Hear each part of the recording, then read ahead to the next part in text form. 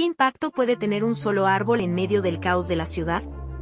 Imagina, es mediodía, el tráfico no da tregua, el calor es intenso, y ahí, en medio de todo, un árbol proyecta su sombra sobre el asfalto. Parece algo pequeño, insignificante, pero para quienes pasan, es un instante de alivio, un recordatorio de que existe algo más allá del concreto y el ruido. Quizás, en su silencio, ese árbol nos dice más de lo que creemos. ¿Será que necesitamos más como él?